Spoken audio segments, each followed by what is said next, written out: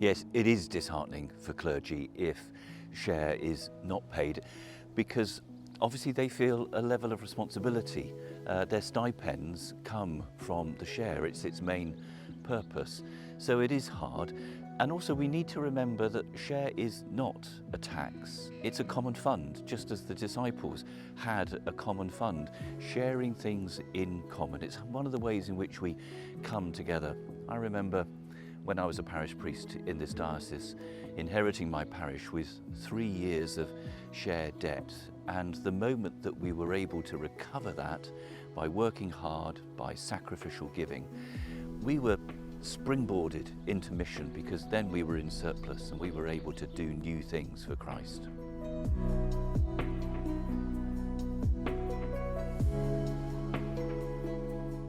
Yes, it's a good question, and one that people ask often, because often they misunderstand the fact that the commissioners do not hold the church's investment fund for themselves. It's there literally to be invested, to make money for mission. And the commissioners don't decide where it goes. The church as a whole decides where that goes. And just in the last week, it's been announced that the commissioners are able to provide £1.6 billion of funding for the church across the nation over the next 3 years. That's why we need to maintain that intergenerational investment, so that those kind of funds can be constantly given and re-given as they have now for decades. And the Diocesan Synod can help, as we have heard from the First Estates Commissioner, by being the group that leads on the diocesan strategy and vision.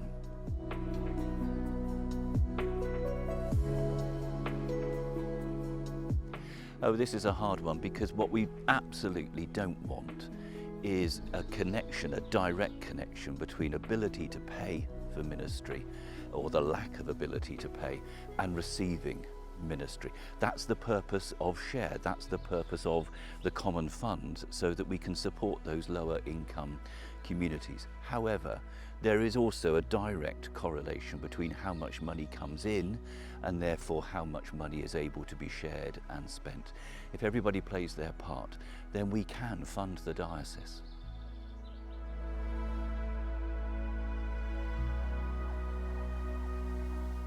Yes, again, it's one of those regular questions. I can confidently say that there is no one working for the diocese, for the Diocesan Board of Finance, who does not need to be there. And in fact, the Charity Commission says that 10% of any charity, and we're probably the biggest charity in Dorset and Wiltshire, any charity should have 10% of its income spent on its administration.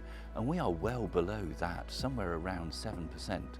So it is a lean operation. People just often don't realise that, because the challenges for all are hard. I am absolutely confident in our diocesan team is there to be serving local mission.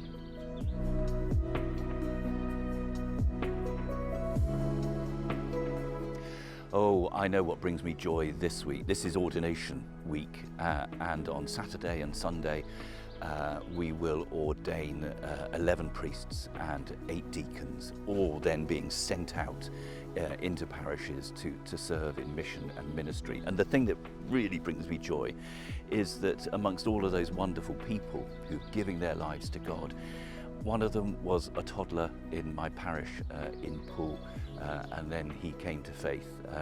He was a bit of a tearaway, to be perfectly honest, as a toddler, quite challenging, but David is a wonderful priest to be. And Gary, from the same congregation, who I brought to faith well over 20 years ago from his atheist background, and he will be priested. So that great circle of God's love and God's intention coming together in our cathedral and being sent out into the parishes.